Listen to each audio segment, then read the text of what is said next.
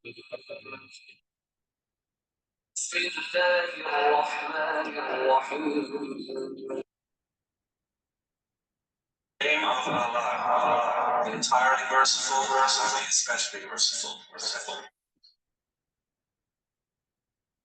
الحمد لله رب العالمين. All praise is due to Allah, Lord of the worlds. الرحمن الرحيم. Entirely merciful, the especially merciful. مالك يوم الدين. Sovereign of the day of recompense. إياك نعبد وإياك نستعين. It is you we worship and you we ask for help. اهدنا الصراط المستقيم. Guide us to the straight path. صراط الذين أنعمت عليهم غير المغضوب عليهم ولا الضالين.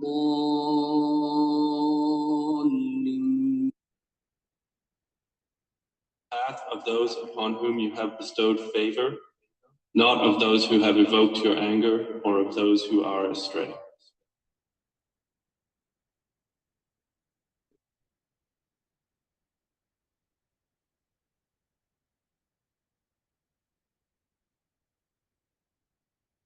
Now I would request you all to stand up in the honor of Pakistan national anthem. Please stand up.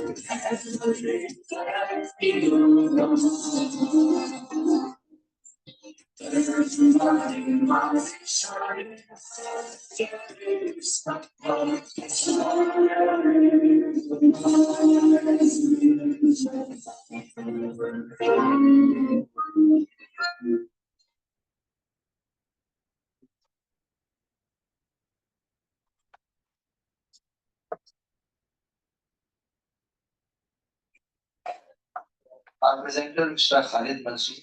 बहुत सारे लोग यहाँ पर मौजूद हैं जो खालिद रतन के नाम से जानते हैं, उनके काम से जानते हैं। उनका 33 years of experience है इस फील्ड में, GCRS फील्ड में 33 years experience है और वो CEO है KM इंजीनियरिंग के। वो IMC मेंबर भी है, IMC चेयरमैन है स्टाफ्टा के, Pakistan HVACR society Karachi chapter से बिलोंग करते हैं और Pakistan HVACR society executive council के मेंबर हैं और वो एक्स्ट्रा के मेंबर भी हैं। और sir I would like to welcome you, please sir यहाँ पे आइए, please continue with presentation. Thank you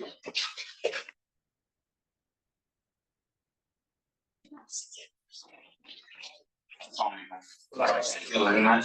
आप लोगों का ये जो सेशन हमने डिजाइन किया है उसका मेन मकसद as a refresher technical session है, इसमें यकीनन कुछ हमारे सीनियर लोग हैं, इसके लिए मैं सबसे पहले तो सदर साहब आपका बहुत शुक्रगुजार हूँ।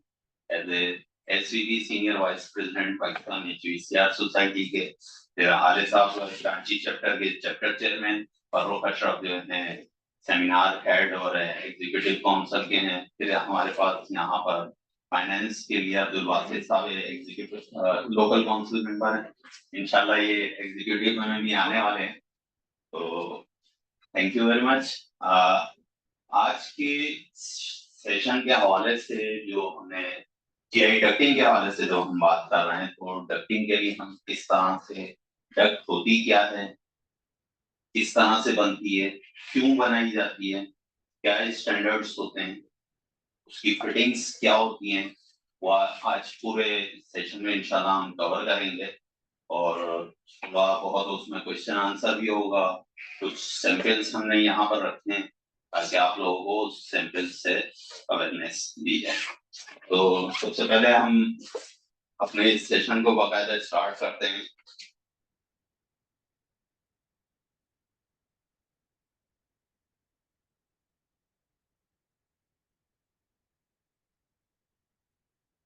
अल्लाह ताला के इस कुरानी आयत से रब्बिश इश्रह ली सदरी व यस्सिर ली अमरी वाहलुल उक़दतम मिन लिसानी यफ़क़हू क़ौली। My Lord, relieve my mind and easy my task for me, and loose a knot from my tongue, that they may understand my saying. ये आयत अल्लाह ताला ने कुरान मजीद में नाजिल की जब हज़रत मूसा अलैहिस्सलाम की ज़बान में एक लुकनत थी और वो लोगों को अपना मैसेज सही नहीं पहुंचा सकते थे। तो ये दुआ अल्लाह ताला ने नाजिल की और उसके बाद बहुत सारी चीजें उनके ऊपर आसान कर दी।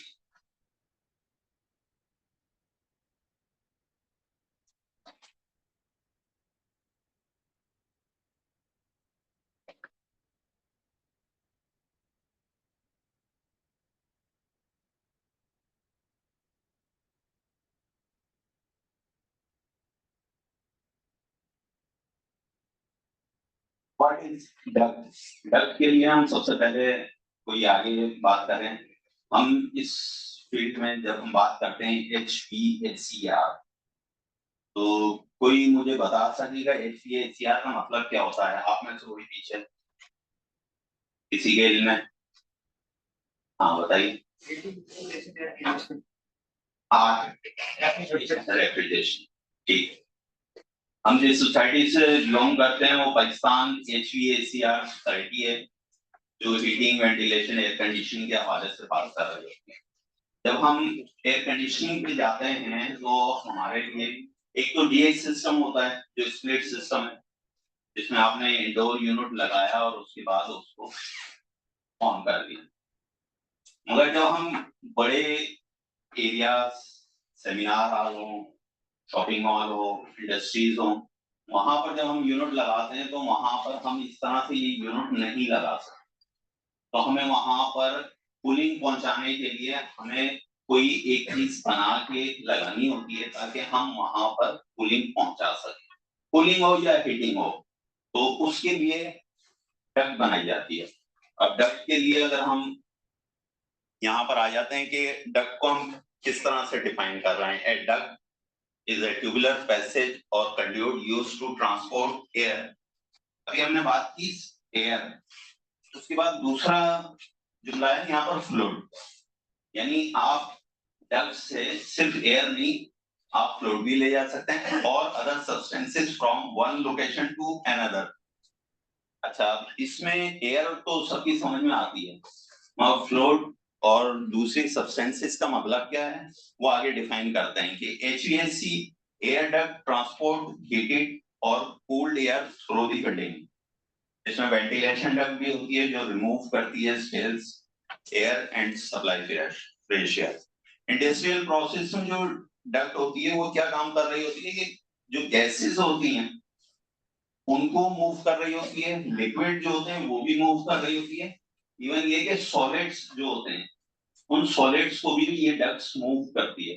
अगर हम फूड इंडस्ट्रीज में जाते हैं और वहां पर जो ग्रेडियंट होते हैं, जो मसाले या दूसरी चीजें वो बना रहे होते हैं, तो वो भी डक्ट के थ्रू जो है उसमें डस्ट कलेक्शन सिस्टम और डिफरेंट चीजें होती हैं, उसके जरिए वो जो डक्ट्स जो है वो ही पाथ देती है जो कि उस मटेरियल को एक जगह से दूसरी जगह ट्रांसफर करते हैं। एरोस्पेस में का मतलब ये कि आपका जो एयरक्राफ्ट है उसमें भी आप एयर कंडीशनिंग के लिए जो आपको चाहे वो कूल एयर हो या हीट हॉट एयर हो, वो उसके लिए डक्ट होती है। तो air ducts direct air flow for heating, cooling and ventilation, come in various shapes. उसकी वेरियस शेप्स हैं, रेक्टेंगुलर भी हो सकती है, राउंड भी है, ओवल भी है, and sizes according specific requirement.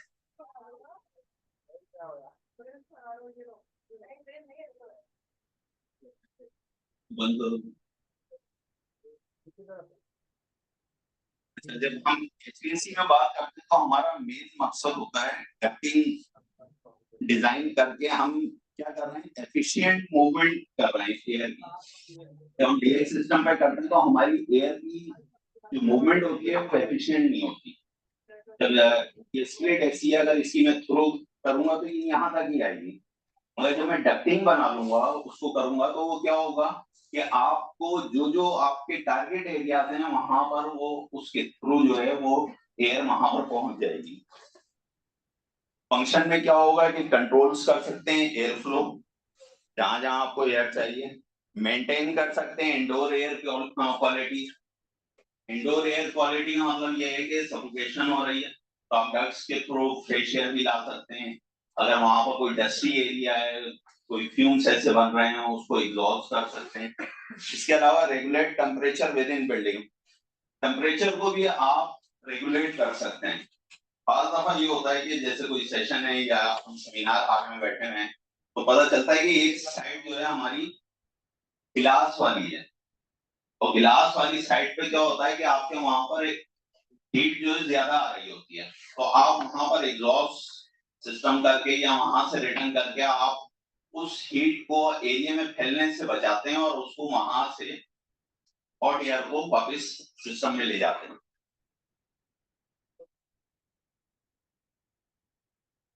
What material are used for ducting? आप लोगों के जहन में कोई आइडिया आता है या देखा है हमने कि डक्टिंग के लिए हम कौन कौन सा मटेरियल इस्तेमाल करते हैं? यस, जिसको हम डीआई शीट, पीवीसी, बिल्कुल सही। और कोई? पीयू, ठीक है। इसके अलावा एफआरपी या फाइबर ग्लास जिसको हम कह सकते हैं। अच्छा, इसमें तकरीबन आप देखेंगे ये 11 के करीब मटेरियल इस्तेमाल होता है डक्टिंग के। सबसे कॉमन यूज जो है वो आपका है गैल्वेनाइज्ड स्टील, उसके बाद आता है एल्युमिनियम, उसके बाद स्टेनलेस स्टील जो कि कोरिजन रेजिस्टेंस है, पीयू आ जाता है, कार्बन स्टील है, कॉपर की भी डक्ट बनती है। कॉपर की डक्ट खासतौर पे जहां पर एंटी माइक्रोबियल सिस्टम होता है, जहां पर इस किस्म की जर्म्स की ग्रोथ या कोई ऐसी चीज जिससे अवॉइड करना होता है, वहां पर कॉपर की डक्ट बनती है। फाइबर ग्लास की भी डक्ट होती है, पीवीसी डक्ट होती है, आरसीसी डक्ट होती है। आरसीसी एक यानी अजीब सा लगता है कि भाई आप डक्ट में आरसीसी का क्या यूज है। उसमें जिस तरह से एक चेंज बन जाती है, जिस तरह से आप ये कहते हैं सेवरेज लाइन की पाइपिंग होती है, दूसरी चीज होती है, तो बाहर एरियाज ऐसे होते हैं जो टेक्सटाइल यूनिट होते हैं, वहां पर उनको जो रिटर्न एयर उनकी जो डक्ट होती है वो जमीन के अंदर बेसमेंट में बनाई जाती है, जो कि यानी 10 फीट बाई 10 फीट तकरीबन कुछ इस किस्म की होती है, जिसमें लार्ज एयर फ्लो होता है। तो वो आरसीसी की डक्ट होती है क्योंकि वो बहुत ज्यादा हाई प्रेशर होती है। इसके अलावा एफआरपी होती है, और लास्ट जो है फैब्रिक डक्ट होती है। फैब्रिक डक्ट जो है कपड़े की डक्ट बनाई जाती है जो कि बहुत ही लाइट वेट होती है, और उसको कहना चाहिए कि आप जो प्लेइंग एरिया होते हैं या आपके दूसरे मॉल होते हैं वहां पर, अगर किसी ने डॉलमेन में यहाँ पर विजिट किया हो कराची में, डॉलमेन क्लफ्टन में, तो वहां पर आप लोग देखेंगे तो आपको आइडिया होगा कि वहां पर फैब्रिक डक्ट लगी हुई है।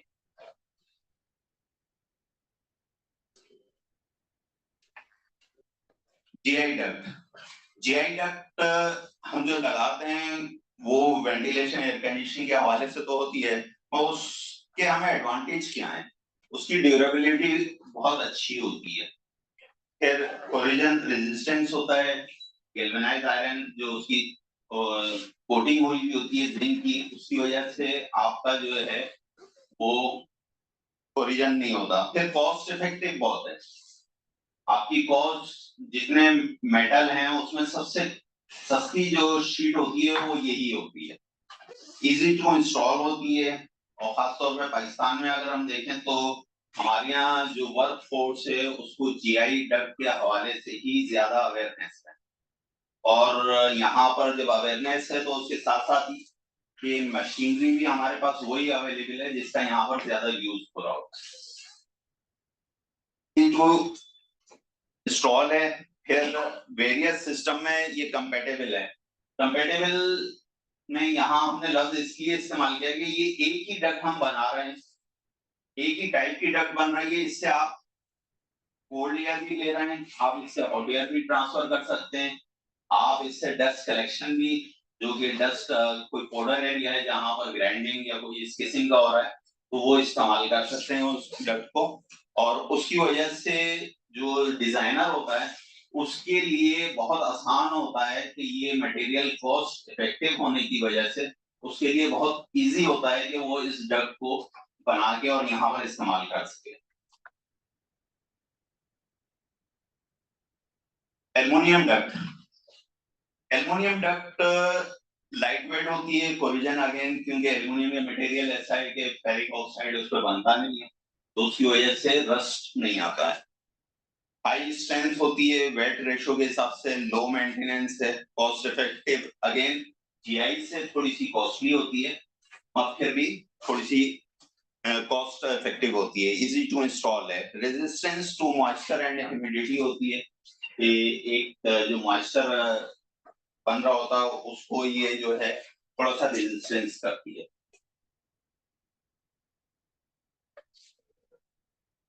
Stainless steel duct, stainless steel duct यहाँ पर लिखा होगा हाई कोरिजन है, ड्यूरेबिलिटी है, स्ट्रेंथ है, लो मेंटेनेंस है, मगर किसी के जहन में आता है कि स्टेनलेस स्टील डक्ट और क्या वजह है कि हम क्यों लगाएं कोई ऐसी चीज।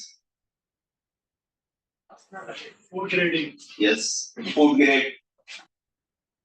जिस तरह से एक प्रोजेक्ट पे हमने जब इंस्टॉलेशन पे गए तो वहाँ नॉर्मल जीआई डक्टिंग की सब चीजें थी, मगर वहाँ एक एरिया था जिसमें बैटरी चार्ज होती थी तो वहां पर एसिड के फ्यूम्स बन, एसिड के फ्यूम्स जिस एरिया में बन रहे हैं वहां पर अगर हम जीआई की कोई डक्ट लगाते हैं या इवन एल्युमिनियम की भी डक्ट लगाते हैं तो वो एसिड के जो फ्यूम्स होते हैं वो जो है उस मटेरियल को खत्म कर देते हैं टाइम के हिसाब से। तो हमारे पास ये ऑप्शन मिलता है कि हम एसएस की डक्ट बनाएं और उसको उस एरिया में लगा दें तो वो उसका एक लॉन्ग टाइम के लिए वो फायदेमंद रहती है।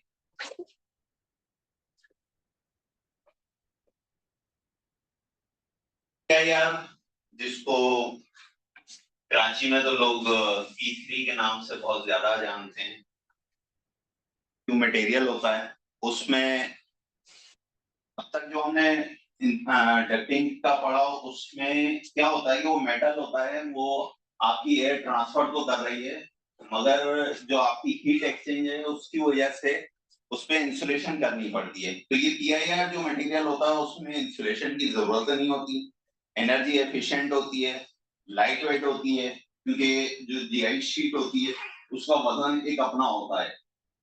लाइट वेट होने की वजह से ये बहुत ज्यादा इस वक्त जो मॉल हैं, हॉस्पिटल्स हैं या दूसरी जगहों पर वहां पर बहुत ज्यादा लग रही है क्योंकि अगर हम किसी बिल्डिंग में अगर बात करते हैं, अगर हम जीआई डक्ट की बात कर रहे हैं तो हमें अंदाजा होता है कि एक स्लैब पे जो है सिर्फ शीट का जो अपना एक वजन है वो वजन टनों में चला जाता है। तो बिल्डिंग स्ट्रक्चर जो होता है उस पे उनको एक्सिस रीइंफोर्समेंट स्टील बार की देनी पड़ती है। अगर इनिशियल डिजाइन में हम ये डिसाइड कर लें कि हमें ये डक्ट लगानी है तो उसका अपना एक वेट जो है वो कम हो जाता है, उसकी वजह से स्ट्रक्चर पे भी उनका कॉस्टिंग कम हो जाती है। दूसरे ये डक्ट आपके लिए बहुत आसान होती है, जो पीईवी स्ट्रक्चर होता है, जो शेड होते हैं, जिस तरह से आपने शादी हालों में मुख्तलिफ कैनोपी देखी होंगी, चीजें देखी होंगी, वहां पर भी लाइट वेट होने की वजह से बहुत ज्यादा यूज हो सकती है। और ये डिजाइनर के पास एक ऑप्शन मिल जाता है तो वो ये डक्ट इस्तेमाल कर सकता है। फैब्रिक डक्ट, फैब्रिक डक्ट इतनी ज्यादा कहना चाहिए कि मार्केट में यूज नहीं हो रही थी, और पिछले 8-10 सालों में यहाँ पर लोगों को ऑप्शन मिले, उन्होंने डिजाइन किया। और जिस तरह से मैंने बताया था पहले के डॉलमेन में वहां पर लगी, ये आपके लिए बहुत आसान तो होती है लगाना, सिर्फ इसमें जो एक प्रॉब्लम आती है वो ये आती है कि हमारे पास इस किस्म की मशीनरी और ये सब चीजें नहीं है कि हम वो फैब्रिक डक्ट लगा सकें। इसमें ऑप्शन बहुत सारे और अच्छे अच्छे ऑप्शन मिलते हैं। आपकी जिस तरह से एक आर्किटेक्ट है, जो डिजाइनर है, वो कहता है कि मेरा जो इंटीरियर व्यू जो है वो खराब नहीं होना चाहिए। आप जीआई डक्ट करते हैं या दूसरी डक्ट करते हैं, उस पर फिर आप कलर कर रहे हैं, तो ये हमारे पास इसमें ऑप्शन मिल जाते हैं कि डिफरेंट आपके पास साइजेस के हिसाब से आप कलर भी चॉइस कर सकते हैं। इसके लिए फ्लेक्सिबल पोरस फैब्रिक मटेरियल होता है, डिजाइन टू डिस्ट्रीब्यूटर होता है, टिपिकली सस्पेंडेड सीलिंग माउंटेड, बहुत आसानी से हो जाती है।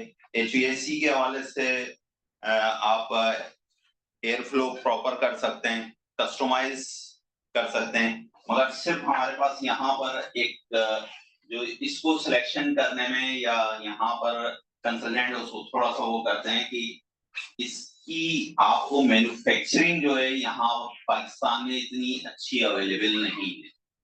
हालांकि ये बहुत परफॉर्मेंस के हिसाब से, कॉस्ट के हिसाब से बहुत ज्यादा कॉस्ट इफेक्टिव है।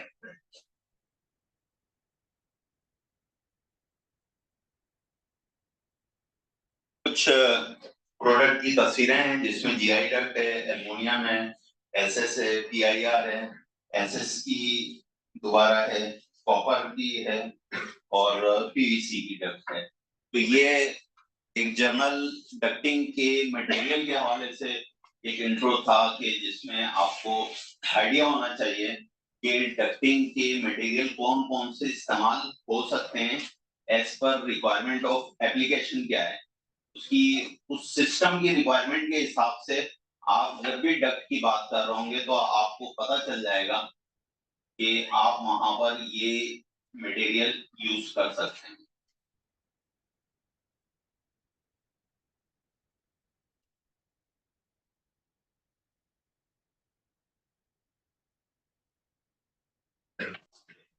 जब डक्टिंग की बात हुई कि एयर फ्लो हम ट्रांसफर कर रहे हैं, तो उस डक्ट को बनाया कैसे जाता है, किस किस्म की टाइप होती है, उसमें डिफरेंट चीजें आ जाती हैं कि डक्ट्स बनाने में रेक्टेंगुलर डक्ट होती है, जो कि आपका tubular passages with rectangular cross section, area transportation के लिए राउंड डक्ट्स होती हैं, ओवल डक्ट्स हैं, इलेप्टिकल डक्ट्स और हेक्सागोनल डक्ट्स।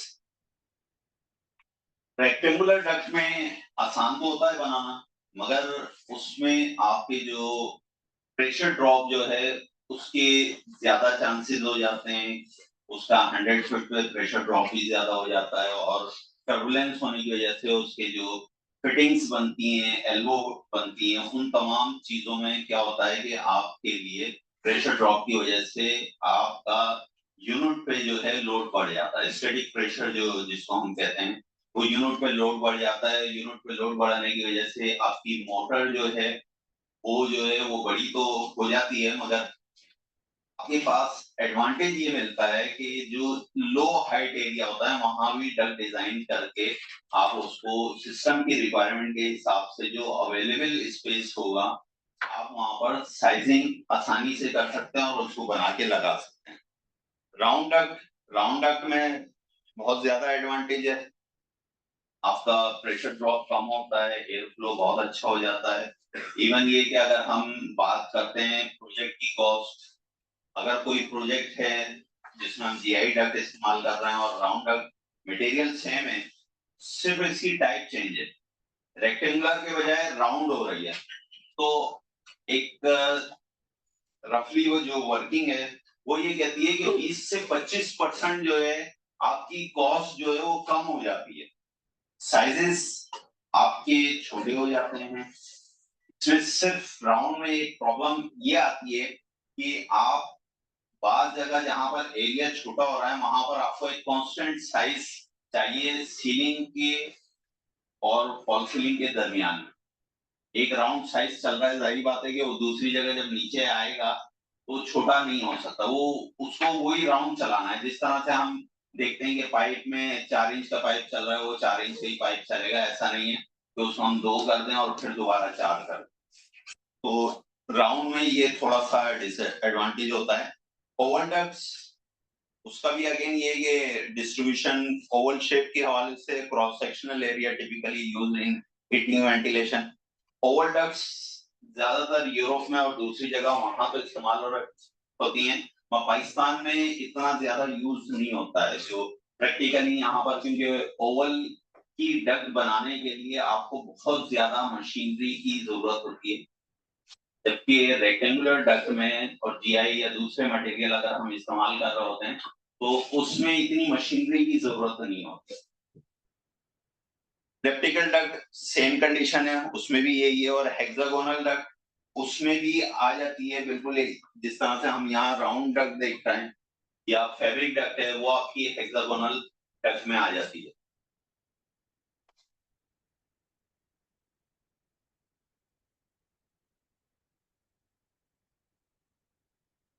बनाने के लिए मशीन या टूल्स जिसको हम कहेंगे, तो उसमें किसी के जहन में कुछ क्या क्या टूल्स हम इस्तेमाल कर सकते हैं, कोई आइडिया? रोलिंग के लिए शीट बनाने के लिए रोलर्स यूज करने पड़ते रोल का मतलब गोल कर रहा है, ओके। और प्रेस इस्तेमाल होते हैं। बिल्कुल सही। कभी अगर इसको दिया जाए तो फैब्रिकेटिंग की जाए फिर तो देसी टूल जो होते हैं यस वगैरह यस, ये चीजें लकड़ी का देखिए इस्तेमाल हमारे पास मशीन तो एक है, एक सेटअप है। हाँ, हमारे पास बेसिक टूल हर हाल में होने चाहिए, यानी कितना ही बड़ा सेटअप कर लें कहीं भी कर लें, और जब आप टूल्स की बात करेंगे तो आप बगैर बेसिक टूल्स के आप कभी भी काम नहीं कर सकते। पहली चॉइस कि आपके पास वो बहुत इजी होता है, वो टूल आप लेके कहीं भी कैरी कर सकते हैं।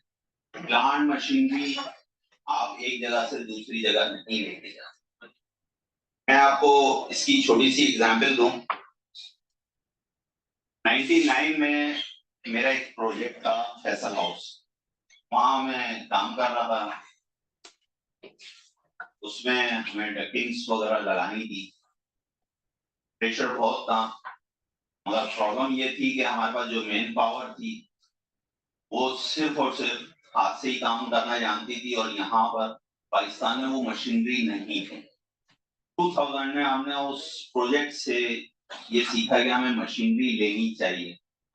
उस मशीन को जब हम लेकर आ गए तो हमारे लिए मार्केट की तरफ से कोई ऐसी प्रॉब्लम नहीं आई, मगर हमारी अपनी टीम तैयार नहीं हो रही कि हम उन देसी टूल से हम उस मशीन पे चले जाएं। अगर लोगों को पता हो 90s में जब प्रिंटिंग और डेटा वगैरह ऑफिस का टाइप होता था तो टाइपराइटर इस्तेमाल होता था।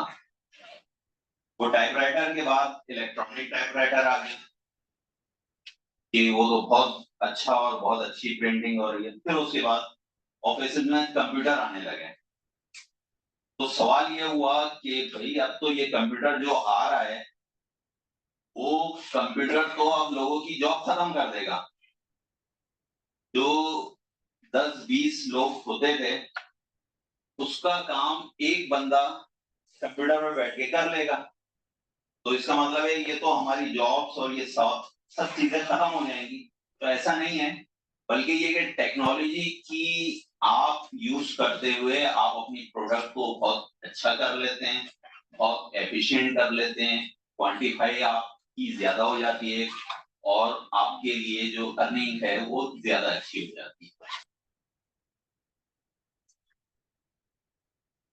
हमारे पास जो बेसिक चीज है, शीट को यकीनन किसी साइज पे काटेंगे, उस काटने के लिए हमें शीट कटर चाहिए।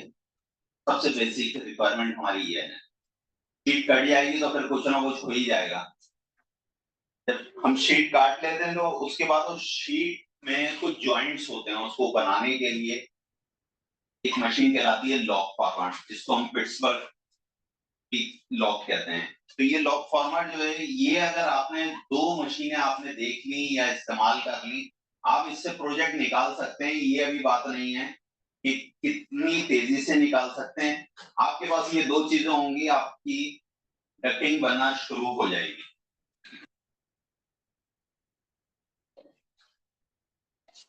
जब आपने लॉक फार्मर या पिट्सबर्ग को यूज कर लिया, उसके बाद हमें बेंडर चाहिए होता है, ताकि अगर हम रेक्टेंगुलर डक बना रहे हैं, उसको एक शेप में लाने के लिए, चाहे वो स्क्वायर हो या रेक्टेंगल हो, व्हाटएवर, तो उसके लिए हमें बेंडर इस्तेमाल करना होता है।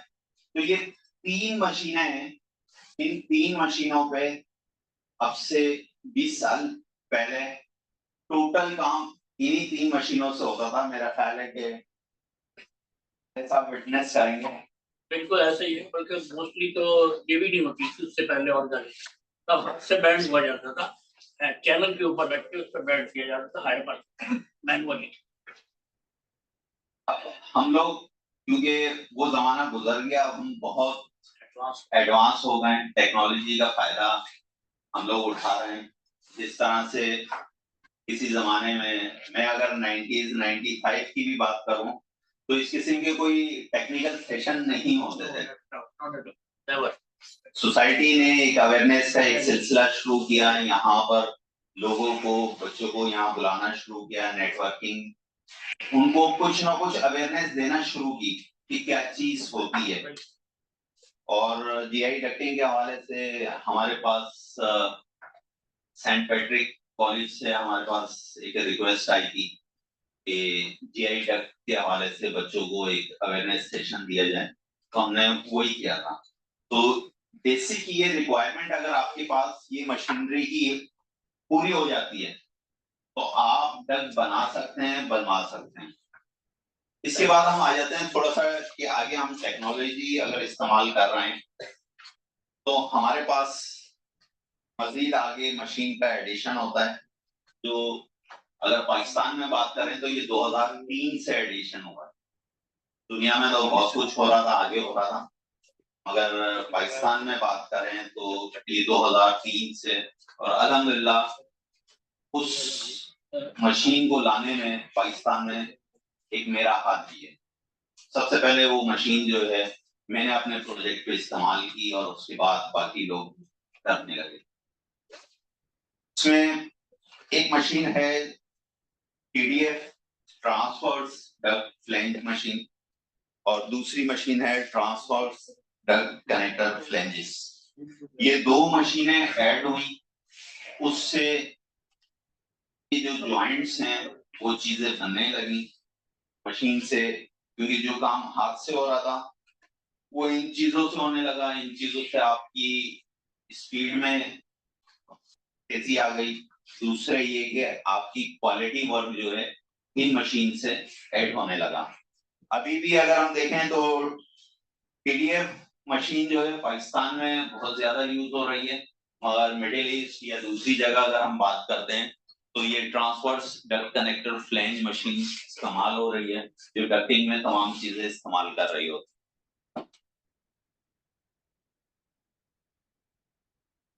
इसके बाद मजीद इनोवेशन हुई, मजीद मशीनें आना शुरू हुई, लोगों का इंटरेक्शन बढ़ा कि भाई हम, क्योंकि प्रोजेक्ट ज्यादा आ रहे हैं, उनको फास्ट कैसे कर सकते हैं। अगर पहले एक टीम होती थी, वो मशीन डक्टिंग करती थी, तो अगर हम डक्टिंग को सरफेस एरिया में हम बात कर रहे होते हैं, तो वो सरफेस एरिया वो ज्यादा से ज्यादा 1500-2000 स्क्वायर फीट मैक्सिमम था, जिसमें 20 से 25 लोग होते थे और इस्तेमाल करते थे। ये मशीन आ गई, ये machine duct manufacturing auto line machine कहलाती है। ये भी अगेन 2000 दो में पाकिस्तान में सबसे पहले हमने इंपोर्ट की और इसको फिर प्रोजेक्ट पे लगाया। इसके बाद सीएनसी प्लाज्मा कटिंग मशीन आ गई। ये जो डक्ट मशीन है ऑटोलाइन, ये आपको डक्ट का रेक्टेंगुलर बॉक्स बना के दे देती है, जो आपने डेटा जो साइजिंग आपकी हुई भी है उस हिसाब से उसको कर लेते हैं। उसके बाद जो सबसे ज्यादा टाइम खर्च होता था वो फिटिंग बनाने पे होता था। एल्बोस, पी, रिड्यूसर, उसको बनाने में आप ये समझ लें कि एक बहुत अच्छा कारीगर एक हेल्पर के साथ एक दिन में 10 के करीब पीस बनाता था, इससे ज्यादा नहीं बना। फिर ये ऑपरेटर्स की जब ये मशीन आ गई, ये ऑपरेटर्स सिंपल जब हम लेते हैं तो ये एक मशीन से इस वक्त हम 120 पीस 8 घंटे में हम बना लेते। तो ना सिर्फ आपकी तादाद बढ़ गई, आपकी प्रोडक्शन में इजाफा हुआ, दूसरे क्वालिटी वर्क में भी आया। ये मशीनें अभी कराची या पाकिस्तान में अगर हम देखें तो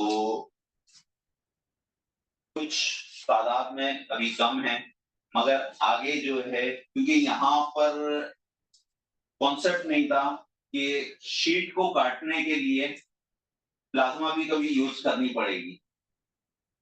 हर एक के ख्याल में ये था कि भाई ये एक हमारे पास शीट कटर है, जो बेसिक मैंने आपको टूल्स में दिखाया, सिर्फ वो काफी है और उससे ही हमने बस काटना है और उसी से बैंड हो जाएगा, सब कुछ हो जाएगा, सारी चीजें हो जाएंगी। मगर जब हम ये मशीन देखते हैं प्लाज्मा कटिंग मशीन, तो इसमें आपको सिर्फ एक ऑपरेटर चाहिए।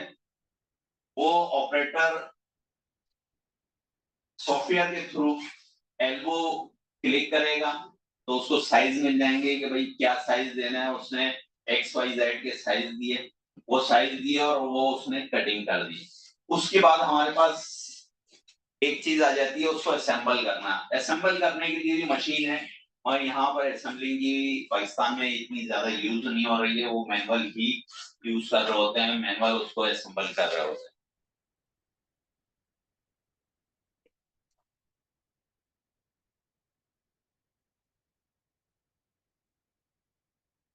ये जितनी हमने मशीनें देखी सिवाय प्लाज्मा के, ये तमाम चीजें जो है आपका रेक्टेंगुलर आपका बॉक्स तो बना देती है। अब उसके बाद आती है जॉइंट्स की, क्योंकि शीट की एक स्पेसिफिक लेंथ होती है या ब्रेड्थ होती है जिसको हम हैंडल आसानी से कर सकते हैं। शीट का कभी किसी ने जीआई शीट का रोल देखा है? क्या साइज होता है, कोई आइडिया है?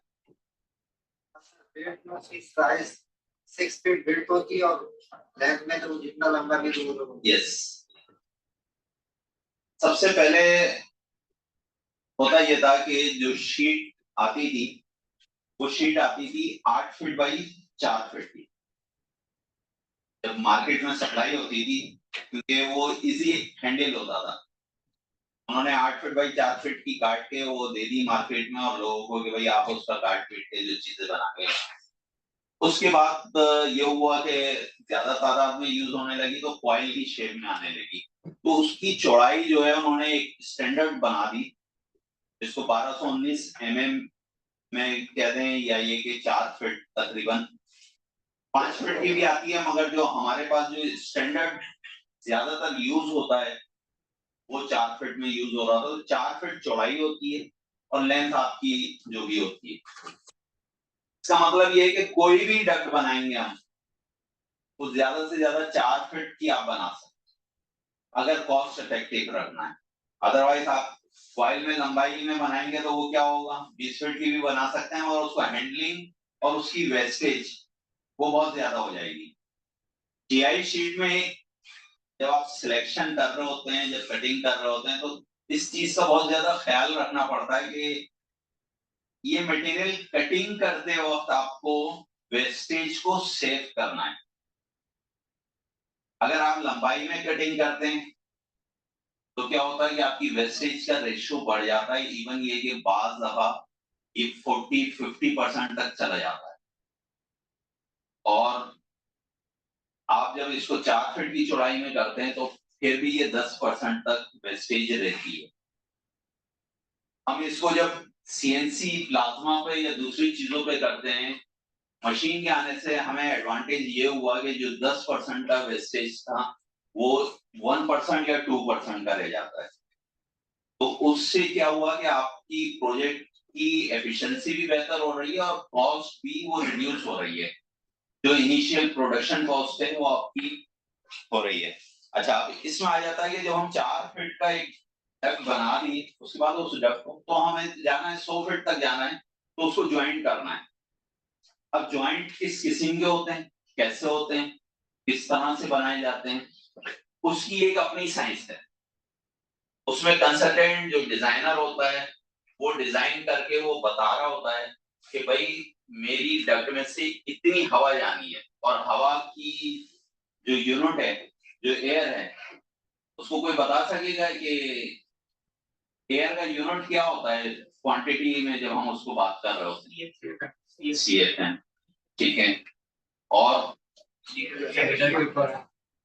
यस, ज्यादातर हम CFM और क्यूबिक मीटर पर आवर में बात कर रहे होते हैं कि आपकी एयर की जो क्वांटिटी है वो इतने CFM जानी चाहिए। अगर हम इवन ये कि इस यूनिट की भी बात करें तो हमें पता चलता है कि ये 300 CFM या 250 CFM होता है, और उसको फिर हम उसी हिसाब से एयर फ्लो को करते हैं। तो जब हम क्वांटिटी हमारे पास आ जाती है तो हम क्या कर रहे होते हैं कि हमने डक्ट का साइज ले लिया, मगर हमें जब ये पता चलता है कि आपको इतनी दूर डक्ट लेके जानी है तो उसके जॉइंट्स की स्ट्रेंथ जो है ना वो बहुत मैटर कर रही होती है। उस जॉइंट्स की उनको किस तरह से जोड़ा जा सकता है, जैसे यहाँ पर हम दिखा रहे हैं कि ये एक डब्बा है, यहाँ से यहाँ तक है, फिर यहाँ से यहाँ तक है, तो उसको जोड़ना कैसे है? तो उसके लिए कुछ डिटेल आई कि भाई आप 2 डब्बों को स्क्रू लगा के आपस में उसको ज्वाइन कर दें, वो हो जाएगा। इसके अलावा स्क्रू के बजाय आप उसको होल करके और उसको रिवेट कर दें, रिवेट करने से भी वो डक्टिंग उसका ज्वाइंट हो जाएगा। उसके अलावा आप दोनों डक्टों को शीट को आपस में मिला के आप उसको वेल्ड कर दें, वेल्डिंग भी हो जाएगी। और आखिरी आ जाता है बोल्टेड ज्वाइंट, इसमें आप हैवी ड्यूटी एप्लीकेशन के लिए करते हैं। बोल्टेड ज्वाइंट से आपको फायदा क्या होता है, वो ये है कि इस लास्ट जो ज्वाइंट है इसमें लीकेज फैक्टर कम हो जाता है। जो 2 बॉक्स आपस में मिलाए जाते हैं इसमें बीच में लगा दी जाती है गैस्केट, गैस्केट लगा के उसको नट बोल्ट उससे कर दिया जाता है, टाइट कर दिया जाता है, तो वो एयर टाइट हो जाती है, लीकेज फैक्टर नहीं होता उससे।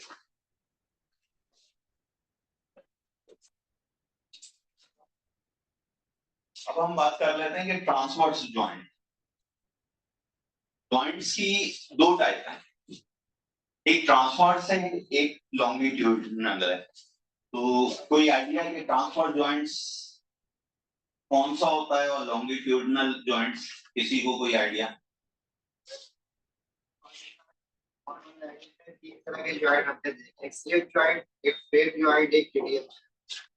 नहीं, वो अलग चीज है। देखिए मैं आपको बताऊं, जो ट्रांसवर्स ज्वाइंट है वो आपका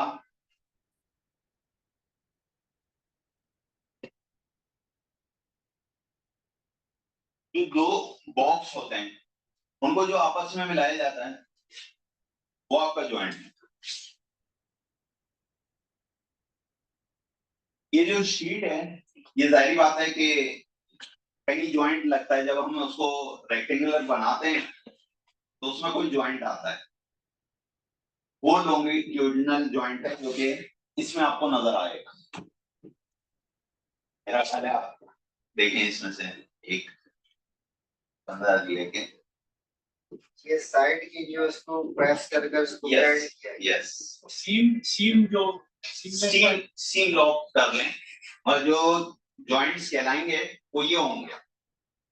अब ट्रांसवर्स जॉइंट्स को जब दो बॉक्स को जब आपस में मिलाएंगे तो उस ट्रांसवर्स जॉइंट में आपके पास मुख्तलिफ आ जाते हैं। क्या आपने अभी स्लिप का कहा था, स्लिप जॉइंट आ जाता है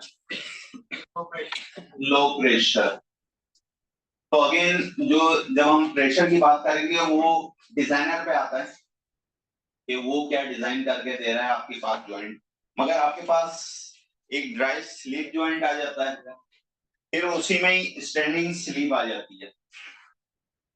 इसके बाद एस स्लीप जॉइंट होता है, एम एस स्लीप होती है, रीइंफोर्स वाली एस स्लीप है, डबल स्लीप है, फिर स्टैंडिंग एस स्लीप है, स्टैंडिंग एस स्लीप ऑल्टरनेट है। और अच्छा अब ये जितने जॉइंट हैं ये मैनुअल आप थोड़े से हैमर से आप बना सकते हैं। मगर आपके पास क्या करते हैं,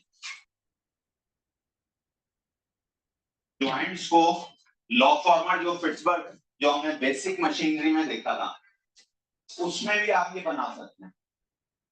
आपके पास ये जॉइंट्स जो है ये पीस आप बेटा आप दिखाओ जरा आगे।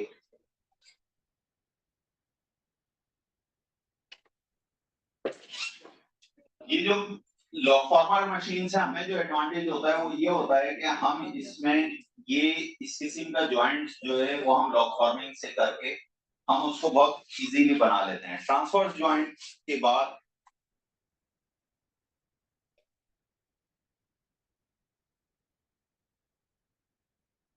स्टैंडिंग स्लिप आ जाता है एंगल के साथ joint, companion flange angle joint. इसके लिए क्या होता है कि जो बॉक्स होता है उसके चारों तरफ ये एंगल लगा दिया जाता है। जो बॉक्स बनाया गया उसके बाद उसके चारों तरफ एंगल आपने वेल्ड करके उसको लगा दिया और फिर उसको आपस में नट बोल्ट कर दिया, गैसेट लगा दिया।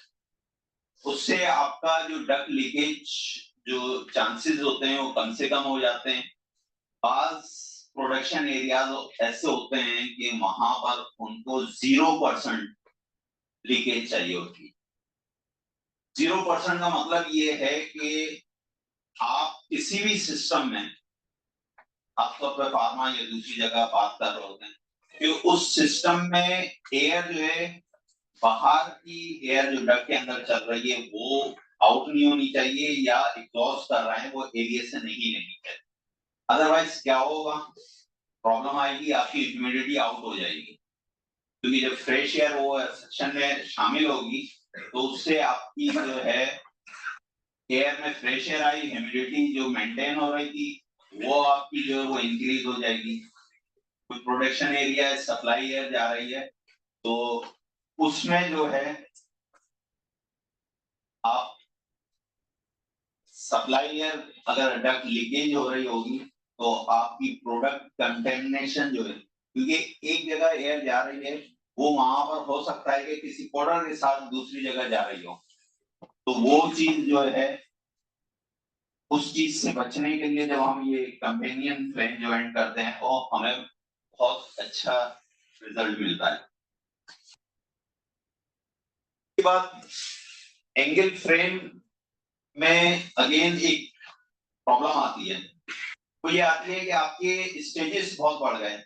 आपने एंगल लेना है, उसको कटिंग करनी है, कटिंग के बाद उसको होल करना है, होल करने के बाद आपने उसको वेल्ड करना है, वेल्ड करने के बाद फिर आपने उस पर पेंट करना है, फिर उसके बाद आपने उस पर रिवेट लगाना है। यानी ये इतने सारे स्टेप पड़ गए। स्टेप पढ़ने का मतलब सबसे पहला क्या होता है कि टाइम, और टाइम जिसको हम कहते हैं कि टाइम ही सबसे ज्यादा कीमती है, टाइम इज मनी। तो उसको सेव करने के लिए आगे अगेन फिर इनोवेशन हुई कि भाई हम उसको कैसे करें, कैसे करना चाहिए। तो उसके लिए फिर एक जॉइंट बनाया गया पीडीएफ। पीडीएफ में आपके पास ये चीज आ गई।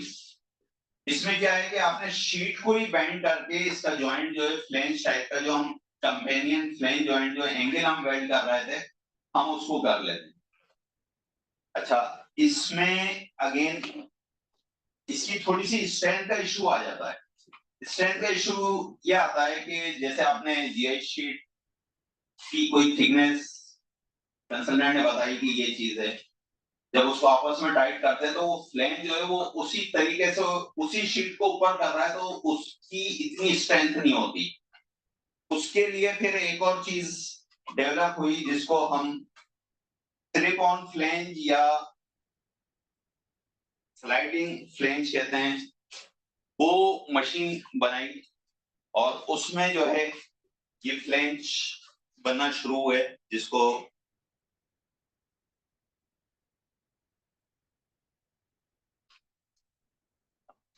ये machine transverse duct connector flange, ये मशीन बनाई जिससे आपका क्या हुआ कि ये फ्लेंज पूरा पूरा जीआई शीट में बनाया। आपने सिंपल जो बॉक्स बनाया था उसमें आपने इंसर्ट किया। इंसर्ट करने के बाद दो चीजें, आप उसको रिवेटिंग कर दें या फास्टिंग कर दें, वो आपका बॉक्स तैयार हो जाता है और इसकी अपनी स्ट्रेंथ जो है वो अगेन बढ़ जाती है। हमारे यहाँ बदकिस्मती से अगर हम प्रोजेक्ट पे इंडस्ट्री में जाते हैं तो हमारी जो डक्टिंग होती है वो एज ए कैटवॉक भी इस्तेमाल हो रही होती है। कोई भी बंदा जो है हमारे अलावा, हमें तो पता है कि एचयूसी में हमने ये डक्टिंग इस्तेमाल की है, तो कहाँ पर जॉइंट इसका हल्का है और कहाँ पर है, और बाकी लोग इलेक्ट्रिकल के दूसरे लोग वो क्या करते हैं कि इसी पे चढ़ गए कि भाई ये तो सबसे आसान रास्ता है। रूफ पे फॉल सीलिंग के अंदर शेरेटन होटल में हम एक प्रोजेक्ट कर रहे थे, हमारे साथ निशान बैठे हैं, उस प्रोजेक्ट पे थे। तो उसकी हाइट अराउंड 35 फीट थी निशान तकरीबन। तो वो डक्टिंग जब हमने लगा दी तो अब हमारे लिए प्रॉब्लम ये हुई कि उस डक्टिंग करने के बाद हमें फायर फाइटिंग का भी काम मिल गया। अब हमें फायर का पाइप लगाना था और हमारे लिए जाने का एक्सेस नहीं था। हमने मशवरा किया, हमने कहा ठीक है जी, हम डक्ट हमने बनाई है, हमने लगाई है, ज्वाइंट हमें पता है, हम बहुत आसानी से उस पर चल के और उसको हमने कर लिया। तो बाज़ दफा हमें भी करना पड़ता है, अलाउ नहीं होता है कि उसमें जब आप मूव कर रहे हैं तो कोई भी डैमेज हो सकता है और सेफ्टी के हवाले से ये अलाउ नहीं होता। बाज़ दफा बाईपास करनी पड़ती है कुछ चीजें प्रोजेक्ट को निकालने के लिए। पायलट समझने पड़ते हैं, पायलट करना। यस, और वो कुछ चीजें एकदम ऐसी आ जाती हैं कि हमें कुछ करना पड़ता है। तो यहाँ बताने का मकसद आप लोगों को ये है कि ये जो डक्ट के जॉइंट है उस पे आप फैसला कर सकते हैं कि ये काम हुआ है तो आप चल सकते हैं या नहीं चल सकते। आपने जॉइंट्स जैसे अभी बात हुई स्लिप जॉइंट, ये स्लिप जॉइंट है, मैं कभी भी किसी को नहीं कहूंगा कि भाई इस पे चलो। उसकी वजह ये कि जरा सा भी प्रेशर पड़ेगा, जरा सा आप उस पे आपने कोई भी वेट दिया, ये जॉइंट खुल जाता है। इसीलिए ये जॉइंट्स बहुत कम यूज होता है, मगर होता है लो प्रेशर में या ऐसी जगह जहां आप समझते हैं कि छोटे साइज हैं मगर इस पे आप चल नहीं सकते। या ये कि आज अगर अभी ज्यादा यूज हो रहा है ये जॉइंट तो क्लेडिंग में यूज हो रहा है। डक्टिंग के बाद इंसुलेशन, इंसुलेशन के बाद उस इंसुलेशन को प्रोटेक्ट करने के लिए जो शीट की जाती है उसको क्लेडिंग कहते हैं। उस क्लेडिंग के जॉइंट पे तो ये यूज हो जाता है, अदरवाइज इसके अलावा ये जॉइंट यूज नहीं होता। अगर हो तो उस पर आप मूव कभी भी नहीं करें।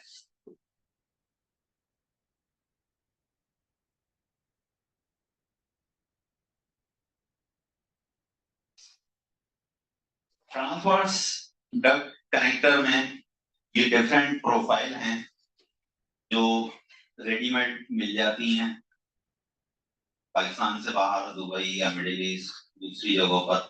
वहां पर ये रेडीमेड आपको मिलती हैं, आप उनको ऑर्डर कर दें कि भाई ये हमें जॉइंट के लिए चाहिए, तो ये इस किस्म की प्रोफाइल मिल जाती है। इन प्रोफाइल के अंदर इन साइड पे यहाँ पर सिलेंट होता है, ताकि जब आप बॉक्स के अंदर इसको स्लाइड करें तो वो सिलेंट जो है उसको लॉक कर दे। एयर जो है आपकी एयर यहाँ से मूव होके अंदर इसमें नहीं आएगी।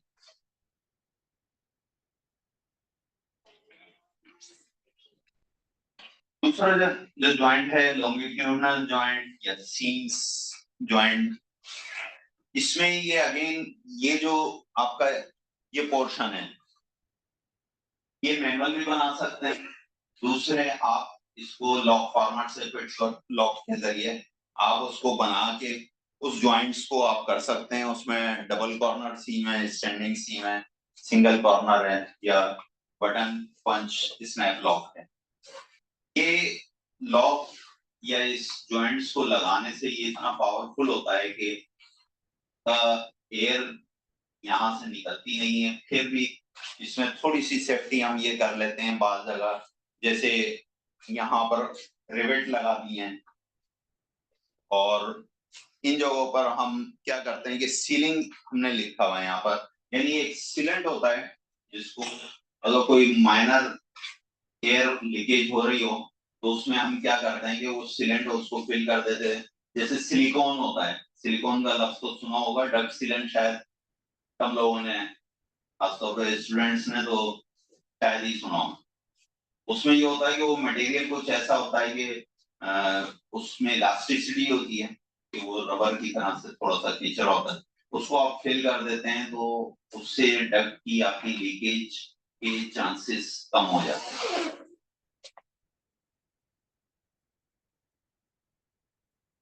हमारी भी डक्ट बन गई, हमने जॉइंट्स उसके डिसाइड कर लिए, जॉइंट्स बना दिए, मगर होता क्या है कि वो जॉइंट्स जब आपने बनाए तो वो आपकी डक्ट जो है वो 4 फीट की है। जब हमने कॉइल की विड्थ बात की थी तो वो 4 फीट की डक्ट है।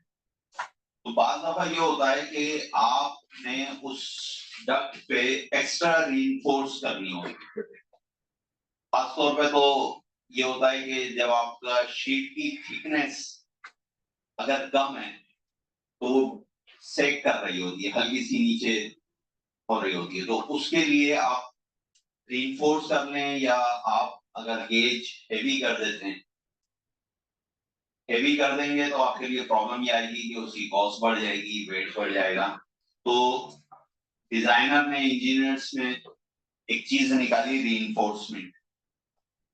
उस रीइंफोर्स को करने से आपका जो लाइट गेज होता है वो जो है वो हैवियर हो जाता है, उसमें स्ट्रेंथ बन जाती है। जैसे हम बात करते हैं कि जो गाड़ियों के जो दरवाजे या बॉडी होती है कार की, वो बहुत ही लाइट गेज में बनी हुई होती है, वहां उसको रीइंफोर्स इस तरह से किया जाता है कि आपको लगता है कि वो बहुत हैवी है। हालांकि अगर उसका सेक्शन काट के देखा जाए दरवाजे के या तो वो बहुत हल्की शीट होती है। उसमें हम क्या करते हैं कि जो आपके ज्वाइंट हैं, ट्रांसवर्स ज्वाइंट, उसके दरमियान में मिड में हम रीइंफोर्स कर देते हैं। रीइंफोर्स की 2-3 तरीके हैं, या आप एंगल लगा के उसको रिवेट कर दें, बीच में और साइड में आप एंगल अलग रिवेट कर दें, तो उससे आपकी जो डक्ट की जो स्ट्रेंथ है, क्योंकि जब डक्ट में से जब एयर का फ्लो होता है तो उस डक्ट में भी एक वाइब्रेशन आ रही होती है, हिल रही होती है वो बहुत ज्यादा। और अगर बहुत ज्यादा एयर हो या ये कि उसका थिकनेस कम हो तो वो अगेन साउंड भी करने लगता है। तो उसको स्ट्रेंथ देने के लिए हम क्या कर रहे होते हैं कि रीइंफोर्समेंट कर लेते हैं। रीइंफोर्समेंट के कुछ तरीकेकार हैं, प्रोसीजर हैं, वो डिटेल में है, मगर जनरल अगर हम बात करें तो हमारे पास 2 चीजें नजर आ रही हैं कि हम उसको रिवेट कर दें, पूरा एंगल बना के लगा दें, या अलग-अलग कर दें, आपकी वो जो है रीइंफोर्समेंट पूरी हो जाती है।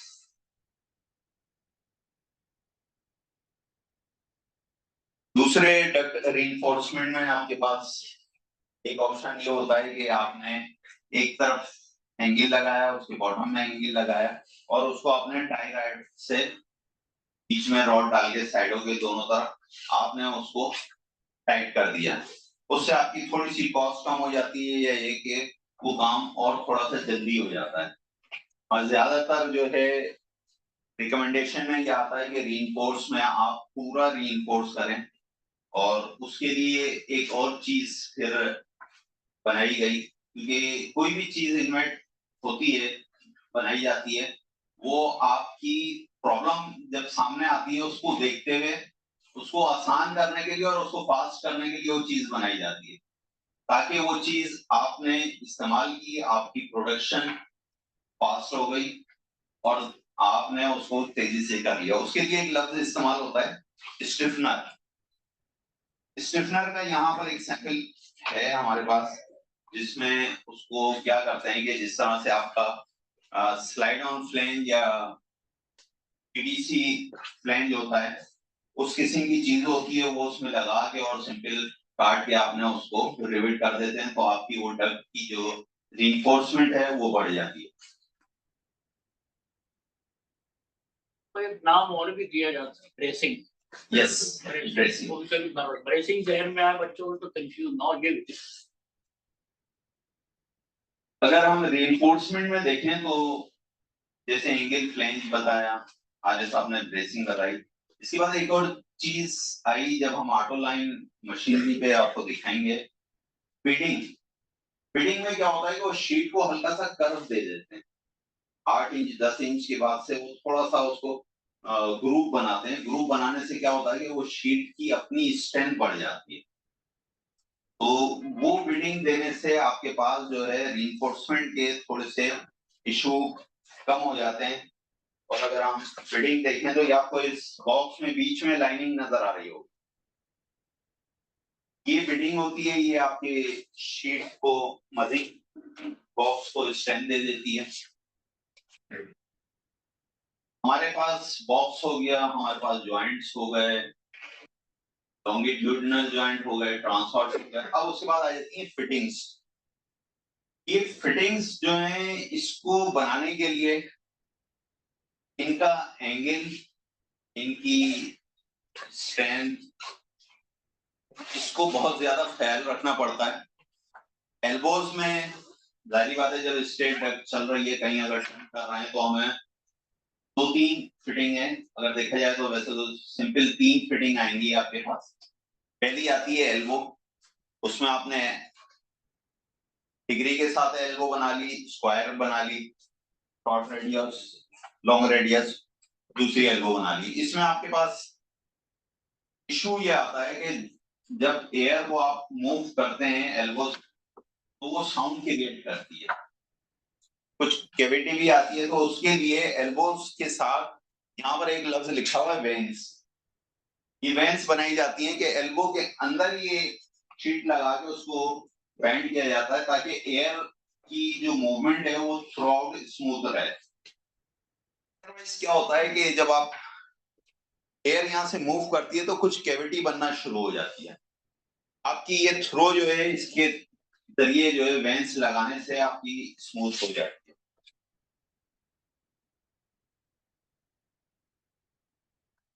एल्बोस के बाद डिवाइडेड फ्लो ब्रांच, या जिसको आप टी भी कह सकते हैं। टी में आपके पास जो एक मेन डक्ट चल रही है, उसके बाद 2 ब्रांचेस में डिवाइड करना है लेफ्ट राइट का, तो उसको आप टी की शक्ल में आप चीज को बनाते हैं। तो इसमें 3-4 आपके पास डिफरेंट टाइप की ये स्टैंडर्ड टी कहलाती है, जो इक्वल साइजेस पे होती है। फिर आपने ये टाइप 3 है, टाइप 2 है, या आप इसमें देखेंगे तो ये एक स्ट्रेट साइज भी जा रहा है, फिर इसमें एक तरफ से एक और ब्रांच निकल रही है। तो ये हमारी नॉर्मल टी होती है। और जब हम इस पर जाते हैं, इसमें हमें ये करना पड़ता है कि दोनों तरफ अगर हमें फ्लो एक्सटेंड करना है या कंट्रोल करना है, तो इसमें हम एक डैम्पर दे देते हैं, एक प्लेट लगा के उसको रॉड से कंट्रोल करते हैं, जिसको एक लफ्ज इस्तेमाल किया जाता है स्प्लिटर डैम्पर। स्प्लिटर डैम्पर देने से आपके पास कंट्रोल में आ जाता है कि आपने एयर किस तरफ ज्यादा देनी है। और ये जो सारी चीज आती है ये एयर बैलेंसिंग के टाइम हमें बहुत ज्यादा हेल्पफुल होती है। तीसरी हमारे पास चीज आ जाती है ऑफसेट या ट्रांसलेशन पीस। ये हमारे पास वो कनेक्शन पीस या डाइवर्जन पीस होते हैं जिसमें आपको एक स्ट्रेट आपकी डक चल रही है मगर उसके बाद थोड़ा सा उसको उस लाइन को मूव करना है। उस लाइन को मूव करने के लिए आपके पास फिर ये ऑफसेट आपके पीस बनते हैं। उन ऑफसेट से कहीं पर आपको डक को जो स्ट्रेट चल रही है वो आप चेंज कर सकते हैं, या बड़ी डक्ट है उसके बाद आप उसको कर रहे हैं छोटा तो उसको आप रिड्यूसर पीस में कर सकते हैं। तो ये हमारे पास 3 टाइप के जो कनेक्शन पीस हैं, फिटिंग्स कह लें इनको, ये चीजें हमें बनानी होती हैं जिसमें आपके पास अगेन डिजाइनर का बहुत बड़ा रोल होता है। अगर वो साइजेस वो तमाम चीजें अगर आपको सही मिल जाती हैं, सही सिलेक्शन हो जाती है तो यकीनन फिर आपके लिए आसान होता है एयर फ्लो में। जब भी बनाई जाती है साइजेस सब चीजें तो डिजाइनर ने दे दी मगर वो किसी स्टैंडर्ड पे बनाई जाती है।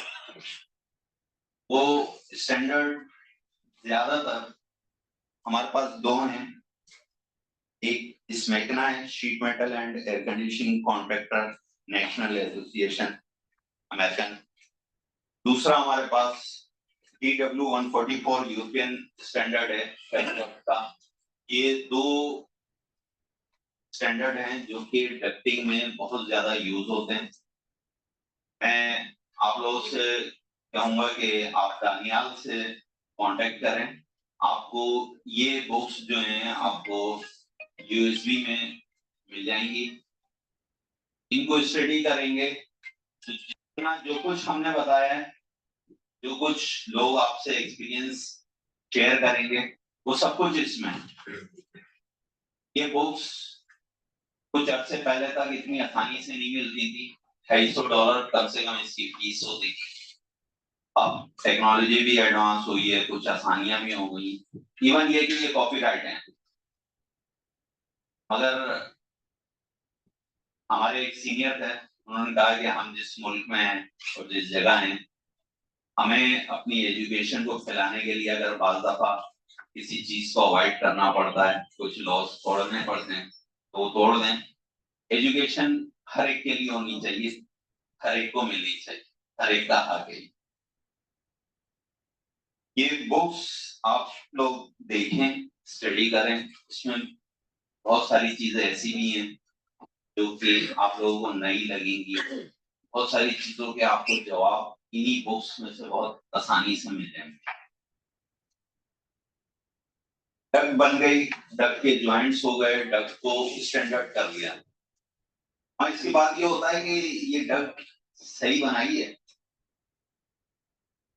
एक होता है ना गाड़ी ली उसकी टेस्ट ड्राइव भी होनी चाहिए, टेस्ट ड्राइव पे पता चलता है वो गाड़ी कैसी है, कंफर्टेबल भी है या नहीं, 120 की स्पीड पे क्या होता है उस गाड़ी में चालान के अलावा वाइब्रेशन होती है। तो उसके लिए डक को टेस्ट किया जाता है। डक को टेस्ट करने के हवाले से किसी के जहन में आता है क्या टेस्ट कैसे टेस्ट होता है? लीड टेस्ट होता है, उसमें 2 तरह इस बॉक्स में किया जाता है। यस, और फ्लोर से उसमें एयर का प्रेशर लेवल उसको टेस्ट किया जाता है।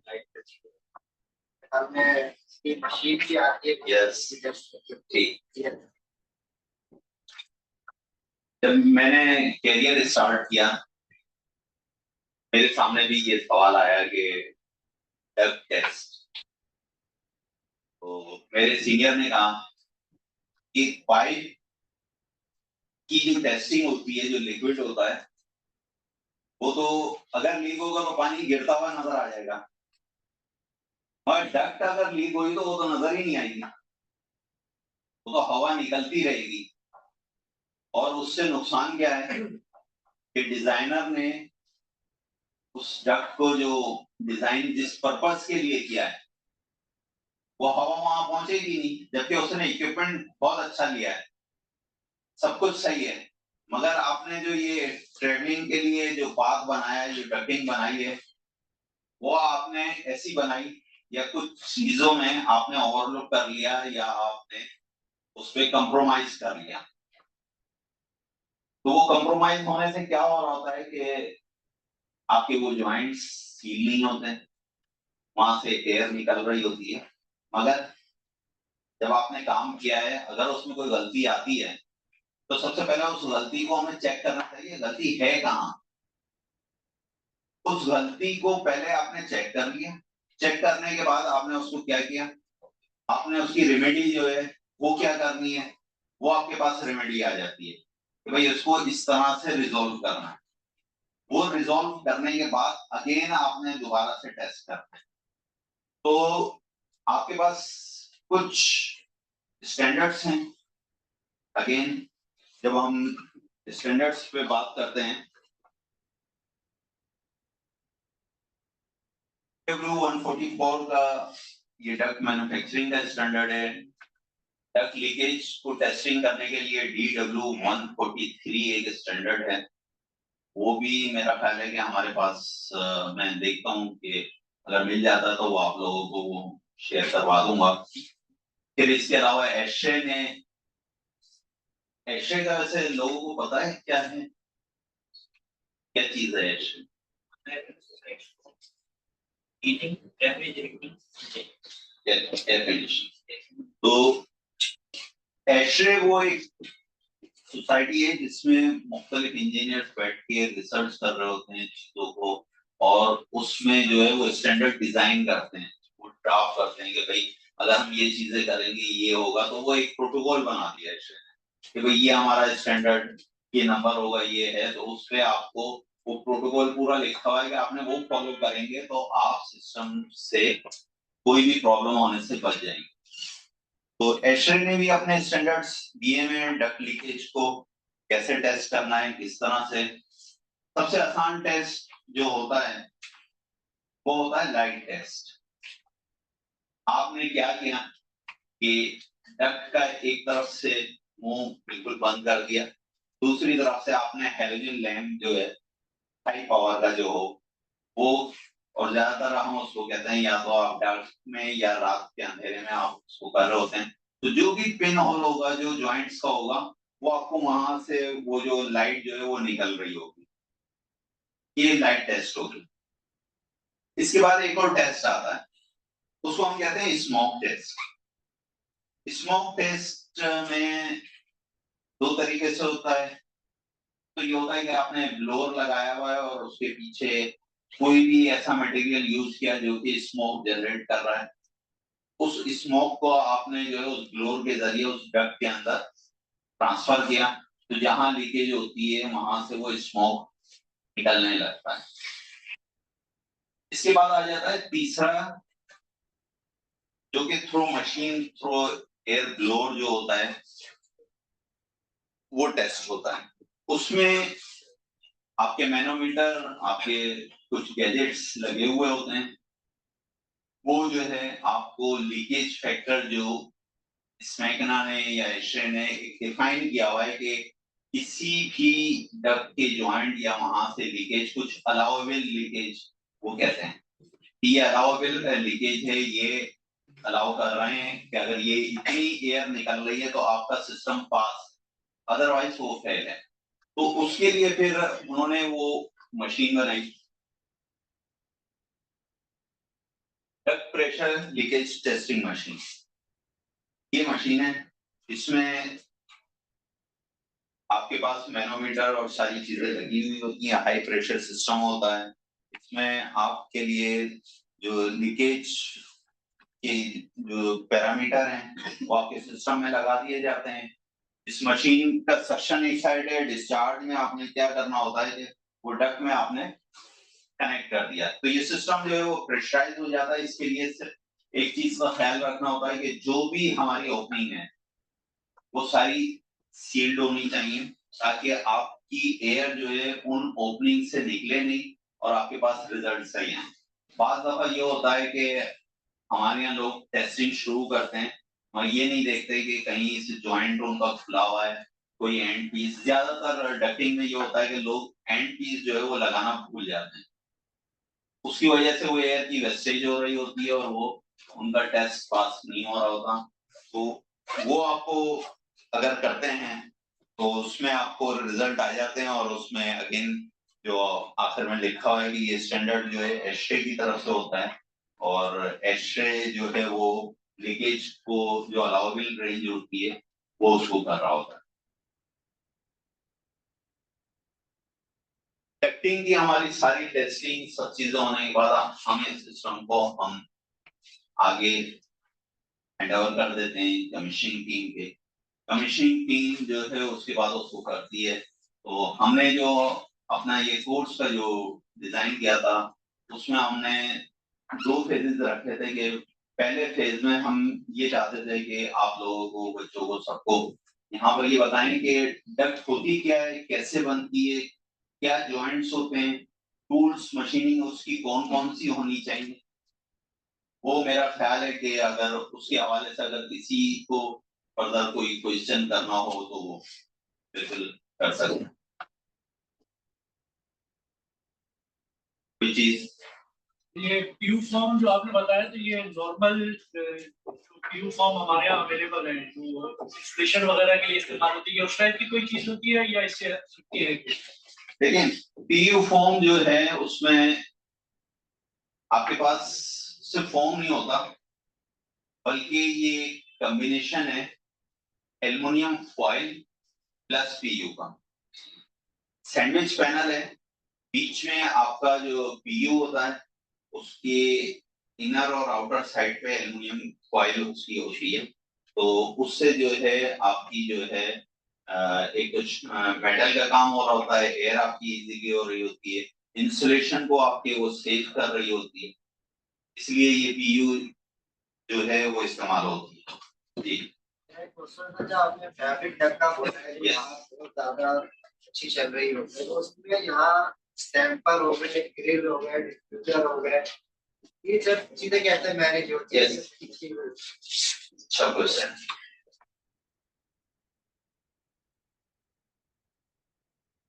ये जो सैंपल है मेरे पास, ये फैब्रिक डक्ट का है।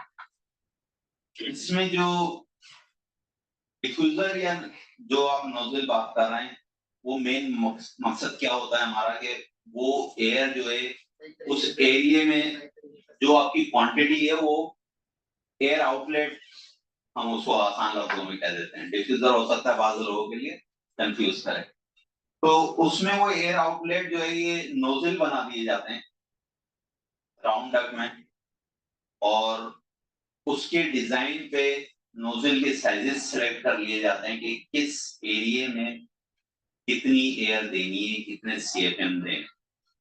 ये जो नोजल हमने ऐसे लगा दी, इसका Yes. किसी को कम करना है, किसी को ज्यादा करना है, जैसे M7 टेम्पर तो कहीं बेस पर BCD टेम्पर यूज होता है।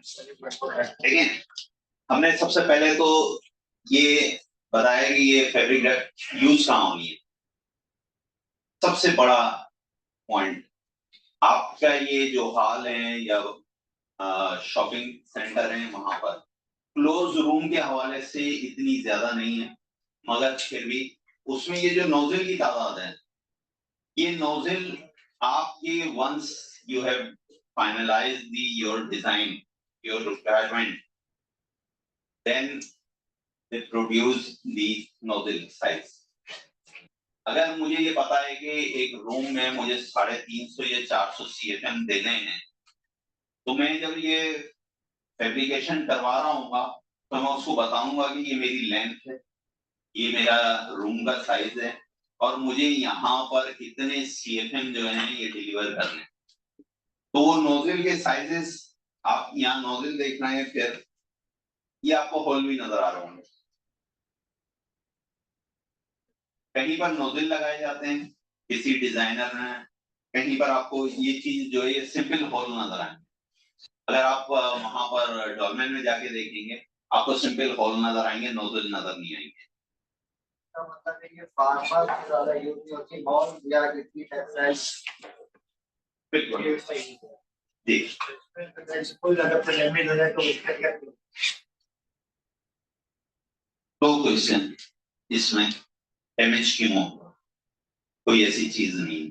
फिर भी अगर आपका ये डैमेज होता है, ये फैब्रिक डैमेज का मतलब है फैब्रिक फट गया आपका, तो वो आपको रिप्लेस करना पड़ेगा वो पोर्शन, क्योंकि ये वो फैब्रिक नहीं है कि आपने उसको एक ऑल्टरनेट सिलाई कर दी या ऐसा कर दिया। ऐसा हो सकता है पैचेस लग गए। वो पैचेस देखिए वो एक शॉर्ट टर्म रेमेडी तो कर सकते हैं आप, अदरवाइज ये मटेरियल ऐसा है कि ये अलावा इसके कि आप कोई शार्प चीज से इसको मार के इसको फाड़ें, ये इसको कुछ नहीं होता और ये वॉशेबल होती है। ये भी हो सकता है कि रोज में कोई काम हो रहा हो वेल्डिंग। यस लाइफ स्पैन क्या है इसका? देखिए लाइफ स्पैन जो है 20 से 25 साल, तो वो कहते हैं कि कुछ नहीं होता है, मगर जब हम इंडस्ट्री की या किसी जगह की बात करते हैं तो 10 से 12 साल हमारा इक्विपमेंट डिजाइन होता है। आप कोई भी सिस्टम लगा रहे हैं तो आप ये समझ लीजिए कि इंडस्ट्री में या कोई बड़े सिस्टम में 12 साल या 15 साल ये इनफ होता है, उसके बाद आपको रिप्लेसमेंट करनी है। इसमें हीट ट्रांसफर रेशो क्या होगा, जैसे इतनी थिकनेस इसकी अगर लीक हो तो हीट ट्रांसफर में कितना इफेक्टिव है? देखिए ये हीट ट्रांसफर या आपकी कोल्ड एयर जो है ये सिर्फ और सिर्फ आपकी सप्लाई के लिए ज्यादा काम करती है। आपने हॉट एयर सप्लाई करनी है तभी ये सही है, टेम्परेचर के हिसाब से इसका मटेरियल जो है वो यकीनन सिलेक्ट होता है। और फिर भी अगर आप हॉट एयर की बात करते हैं तो 30, 32 अरे सब कुछ आप कहेंगे इसमें हॉट एयर का टेम्परेचर मैक्सिमम यही होता है। हॉट एयर नॉर्मली इतना ही होता है, ज्यादा से ज्यादा अगर आप जाएं तो 35-40 तक चला जाएगा मैक्सिमम। 30 पे नॉर्मल होता है। हमारी भी सप्लायर का जो कोर्स उसमें ठंडी हवा में भी 53-54 फॉरेनहाइट में जाता है, तो इसमें हीटिंग में भी तकरीबन ये कि आपके फॉरेनहाइट में अगर आप देखें तो वो 80-90 फॉरेनहाइट में जाए। तो इसमें यानी जैसे हीट ट्रांसफर से मुराद ये थी कि कूलिंग वेस्ट तो नहीं होगी हमारी, के बाहर का एटमॉस्फेयर इसके ऊपर इफेक्ट कर रहा हो। ये भी बता रहे भाई एम्बिएंट पे लगाने के लिए नहीं है, इंटरनल ये एरिया। देखें सबसे पहले मैंने आपको ये बताया कि ये मॉल एरिया में, प्ले एरिया में यानी कंडीशन एरिया में लगाना है। इवन ये कि अगर आप कंडीशन एरिया में सप्लाई एयर डक्ट लगाते हैं जहां पर फ्रेश एयर नहीं आ रही है तो आप वहां इंसुलेशन नहीं कर रहे, मॉइस्चर नहीं आएगा वहां पर। ये रिटर्न और लॉस के लिए नहीं, ये सप्लाई के लिए। सप्लाई लाइट टेस्ट बताया जी जी टेस्टिंग के लिए आपने लाइट टेस्ट बताया था, ये फेंट्स के बाद भी इफेक्टिव रहता है ये या सिर्फ लेंस के अंदर ही करता है? आप उसको इस तरह से कर सकते हैं कि जो स्टेट आपके जो हैं उस पे तो रिजल्ट आपको बहुत अच्छा आता है, और बैंड पे यकीनन उसकी जो लाइट की जो वेलोसिटी या उसकी मूवमेंट है वो इतनी अच्छी नहीं होती, मगर फिर भी क्योंकि शीट मेटल की बात कर रहे हैं तो शीट मेटल पे थोड़ी सी रिफ्लेक्शन आती है कि आपको कवर कर लेता है।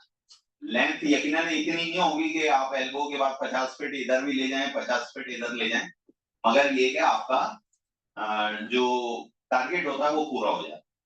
आप कुछ जी, इसके नॉइज लेवल कैसे कंट्रोल होता है? जैसे फैब्रिक डक्ट है तो उस नॉइज का यूज करता हूँ। नॉइस लेवल देखिए डिपेंड करता है आपका नोजल के साइजेस को। जिस तरह से हम डिफ्यूजर की बात करते हैं ना, डिफ्यूजर से अगर आप 12x12 का डिफ्यूजर है, आप उसकी सिलेक्शन में जाएंगे 600 CFM पे आपका नॉइज लेवल कुछ और होगा, जब 800 करेंगे नॉइज लेवल चेंज हो जाएगा, फिर उससे और बढ़ाएंगे साइज वही है आपका, मगर आप क्या कर रहे हैं कि एयर फ्लो की तादाद बढ़ाते जा रहे हैं, इसका मतलब है नॉइज बढ़ाते जा रहे हैं। यस साइजिंग भी जो है ना नॉर्मली लो वेलोसिटी पे की जाती है, ज्यादा हाई वेलोसिटी पे की भी नहीं।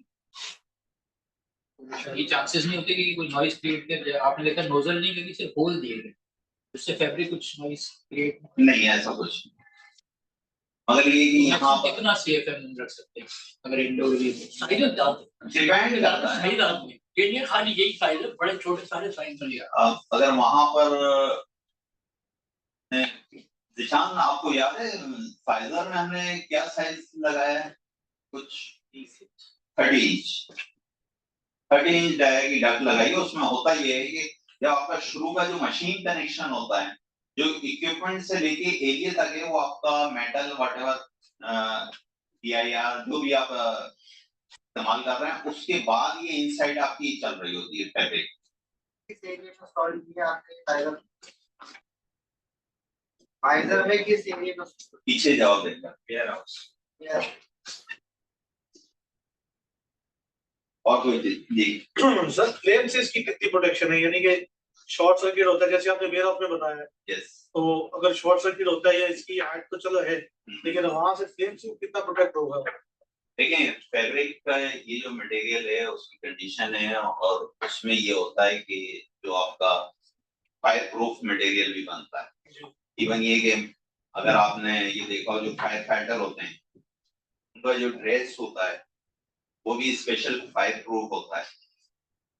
पाकिस्तान में मेरा ख्याल है सफायर जो है वो ये मटेरियल बनाती है टेक्सटाइल का, जिसमें वो फायर प्रूफ होता है। अच्छा, फायर प्रूफ से मतलब एक चीज और भी है, आप ये नहीं है कि आपने एक बिल्कुल आग जल रही है और उसमें मुस्तकिल बंदे को खड़ा कर दिया तो वो फायर प्रूफ नहीं, उसका एक टाइम होता है। जिस तरह से हम fire proof door, fire damper या कोई चीज बात कर रहे होते हैं, उसकी एक लिमिट होती है। 1 घंटे की फायर प्रूफ है, 1.5 घंटे की, 2 घंटे। मैंने 2 घंटे से ज्यादा की टाइम लिमिट शायद ही मैंने कहीं पढ़ी हो। एक बात और भी, फायर प्रूफ का मतलब ये होता है कि ये जलेगा लेकिन आग को भड़काएगा नहीं, जल जल के खुद खत्म हो जाएगा, लेकिन आगे एक्सपेक्ट नहीं करेगा। वो उसमें एक टाइम है, उसके बाद ये जलना शुरू होगा, मगर वो अपनी तौर पे ये आगे एज ए मटेरियल यूज नहीं होगा फायर के लिए, फायर ट्रांसफर नहीं करेगा। फायर ट्रांसफर नहीं। कुछ टाइम तक तो ये सस्टेन करेगा, जिस तरह से हम हीट में अगर हम अपना हाथ रखते हैं कुछ सेकंड तक तो हम बर्दाश्त कर लेते हैं, फिर हम एकदम हाथ हटा लेते हैं क्योंकि वो हमारी लिमिट खत्म हो चुकी होती है, उसके बाद हमारी जो स्किन होती है वो जलने लगी। तो इसी तरह से हर फायर प्रूफ मटेरियल की एक लिमिट होती है, उस लिमिट के बाद वो खुद जलना शुरू हो जाता है। अच्छा, थर्मोकोल इंसुलेशन हमारी Yes. फायर रिटार्डेंट कहलाती है, खुद जलती नहीं है, मेल्ट हो जाएगी वहां पे, लेकिन आग को फैलाएगी नहीं। इसकी लोकल मैन्युफैक्चरिंग हो रही है आराम से या बहुत प्रोडक्ट हो रहा है? पहली बात ये कि बहुत कम यूज हो रहा है, दूसरी बात ये कि अभी तक यहाँ पर नहीं बन रही है, इम्पोर्ट करानी पड़ती है। मगर ये जरूर है कि अगर आप इसको लेते हैं तो आपकी कॉस्ट और सब चीजों में जो है वो फायदा हो अगर आप इम्पोर्ट कराएंगे तो वैसे ही बढ़ जाएगी। नहीं, फिर भी आपके कंट्रोल में। सर ये एक फाइनेंशियल एक सब्जेक्ट अलग होगा, वो ज्यादा बेहतर जो इसके ट्रेडर होंगे वो अच्छा बताएंगे। जी सर, इंटरनल स्टैटिक प्रेशर्स का क्या होता है? मतलब जैसे ब्राउन डक्ट होती है P3 वगैरह की, तो ये फाइबर डक्ट में ज्यादा होता है कम? अगर आप इसकी बात कर रहे हैं इसमें कम होता है, इसीलिए अभी आले साहब ने बताया लो प्रेशर के लिए इस्तेमाल होता है। यस, और कोई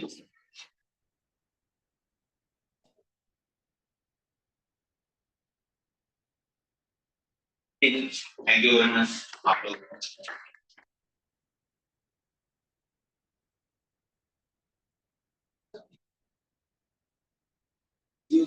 यस,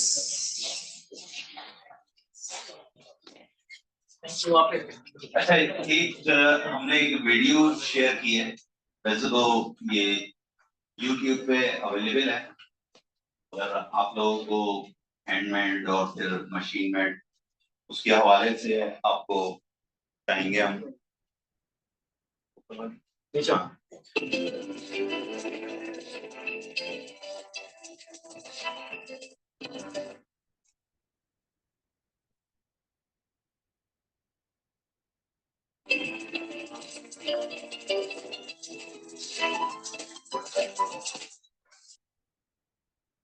ये मशीन जो है, मशीन को हम कहते हैं auto line duct manufacturing machine.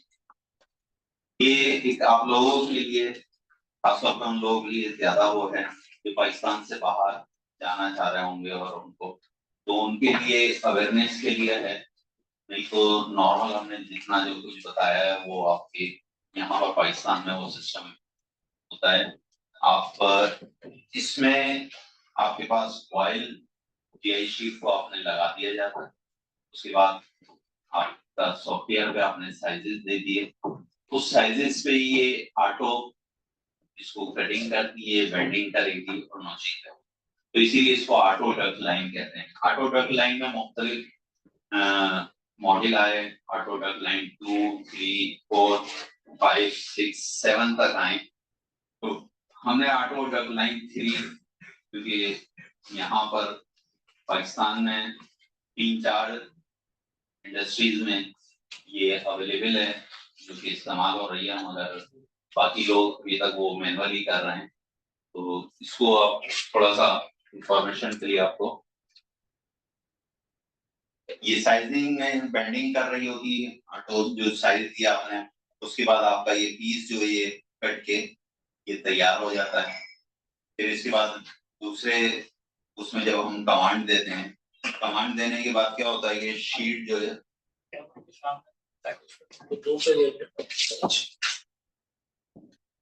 नीचे रोलर कॉइल लगा हुआ है, कॉइल के बाद ये मशीन में आगे आता है, शीट को स्ट्रेट करता है, फिर फिटिंग डालता है, आगे आके इसकी कॉर्नर बेंडिंग होती है।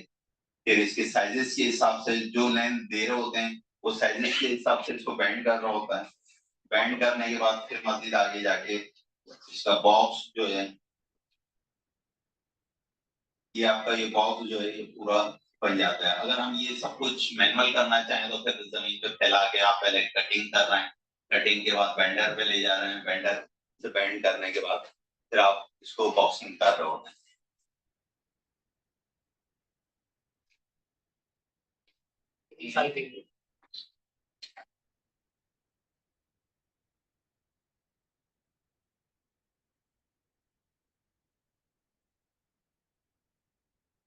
पहले स्टेप में डक सीधी हुई, फिर एक नॉचिंग कहलाती है, जहां पर डक्स को बेंड कर रहे होते हैं उसके निशान आ जाते हैं कटिंग के लिए।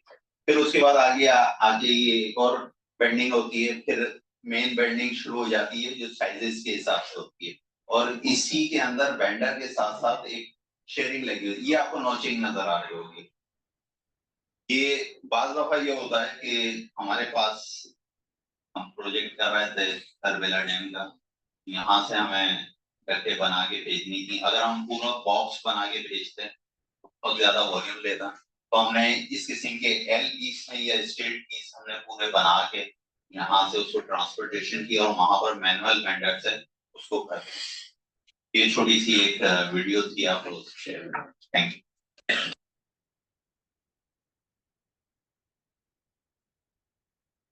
Thank you so much, Khalid साहब. Thank you so much for the informative topic. इस टाइम में सबको काफी समझ आ गया होगा कि डक्टिंग के हवाले से बेसिक नॉलेज तो आपको सर बेसिक तो नहीं थी, वैसे पूरी डक्टिंग थी माशाल्लाह। इसका दूसरा कोर्स कराएंगे आप इंशाल्लाह, ये है नेक्स्ट कोर्स इंशाल्लाह इसको करेंगे, और उसमें चीजें जो साइजेस और जो दूसरी चीजें हैं उस पर फिर बात करेंगे। इसकी लीकेज का करेंगे, फिर इसमें डक्ट क्लीनिंग। तो ये डक्टिंग का एक बहुत बड़ा एक वो है चैप्टर, और उसको करना भी इंशाल्लाह। ऐसे ये कंडीशन नेसेसिटी होगी, डक्टिंग भी नेसेसिटी होगी अभी।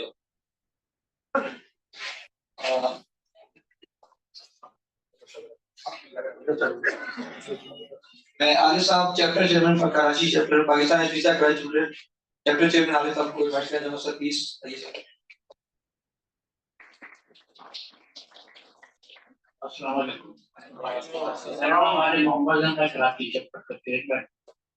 डक्टिंग जाहिर है एयर कंडीशनिंग का बहुत ही खास तौर पर सेंट्रल एयर कंडीशनिंग या फैक्ट्री एयर कंडीशनिंग के साथ बहुत वाइटल पार्ट है। इसको कहीं से बगैर आज भी बड़े सिस्टम की एयर कंडीशनिंग काम मुकम्मल है।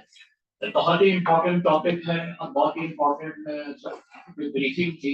खालिद ने बहुत अच्छी तरह से डक्टिंग के हवाले से ब्रीफ किया।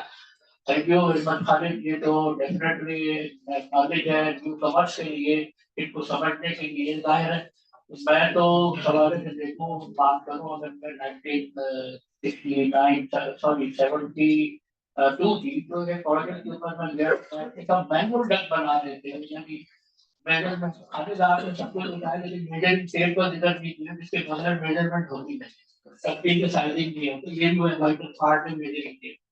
तो वो मेजरमेंट टेप से बाकायदा उसको ड्राइंग जो बनी हुई है उसको शीट मेटल से ड्रॉ करना, फिर अकॉर्डिंगली उसको कटिंग करना, बैट करना, संबल करना, पिट्सबर्ग जॉइंट बनाना, स्लीव जॉइंट बनाना, पॉकेट जॉइंट बनाना। डेफिनेटली उस वक्त जो लोगों ने काम किया है मैनुअली, काबिल तारीफ है वो सारे लोग, वो सारे क्रिकेटर नजर, टीम है सारी जिन्होंने उस जमाने में पाकिस्तान में कराची में बड़े बड़े प्रोजेक्ट्स जो है ना, इतने बड़े बड़े प्रोजेक्ट्स के ऊपर एयर कंडीशनिंग को, सेंट्रल एयर कंडीशनिंग के हवाले से उन्होंने बहुत काम किया। Really appreciate to them. बहुत ही एक बेहतरीन टॉपिक था, डेफिनेटली आप लोगों के लिए बहुत ही नॉलेज कुछ टॉपिक रहा है। और आइंदा भी हम हमारी कोशिश होगी कराची चैप्टर की कि आप लोगों को न्यू कमर्स को खास तौर पे ये नॉलेज ट्रांसफर हो, समझ में आए कि बेसिकली डक्टिंग है क्या। डक्टिंग के बाद फिर इंशाल्लाह कोशिश करेंगे इसी तरह चिल्ड वाटर पाइपिंग के ऊपर भी, स्टीम पाइपिंग के ऊपर भी, और फिर एक टॉपिक हम कोशिश करेंगे लाएंगे कूलिंग टावर के हवाले से। चिलर की बात करते हैं, वाटर कूल चिलर की बात, कूलिंग टावर पे हमारी कोशिश है। हमारे फारूक साहब इस किस्म के सेमिनार को ऑर्गेनाइज करते हैं, हमारी कोशिश है फिलहाल हम आपस में उस लाइनअप में है कि इस चीज को लेके चले इंशाल्लाह। आप सबकी आमद का बहुत बहुत शुक्रिया, आप लोगों ने टाइम निकाला, और हमारी कोशिश होगी आइंदा भी आप इस तरह के टॉपिक जरूर अटेंड करें और अपनी नॉलेज को एनहांस करें, बढ़ाएं, ताकि प्रैक्टिकली जब आप फील्ड में आए तो आप कहीं लोगों को जवाब दे सके कि क्या इंडस्ट्री, क्या पाइपिंग, क्या इंडस्ट्री, क्या कूलिंग ना हो। थैंक यू वेरी मच, आप सबकी आमद। हमारे बीच एक और एलसी मेंबर मौजूद है, वासिफ साहब। वासिफ जी सर, आइए स्टेज पर कह रहे हैं।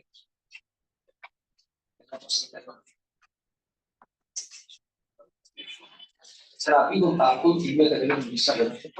मुझे दो से मैं आपके क्लास में फ्रांस का सेक्टर में ये जितने भी टॉपिक्स हैं जो हम लोग आपको में अरेंज करते हैं, ये सारी बातें बहुत नॉलेजफुल है। नॉर्मल इतनी प्रैक्टिकल नॉलेज आपको ना कॉलेज में मिल सकती है ना क्लास में मिल सकती है।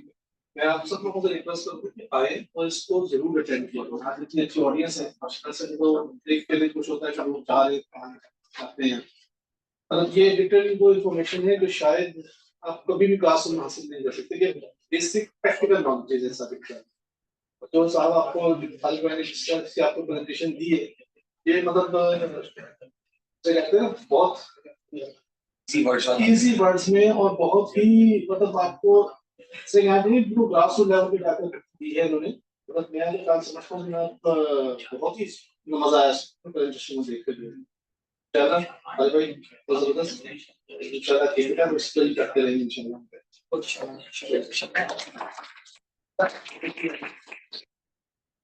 सर खालिद साहब प्लीज आइए, आपको सर्टिफिकेट का आवाज में।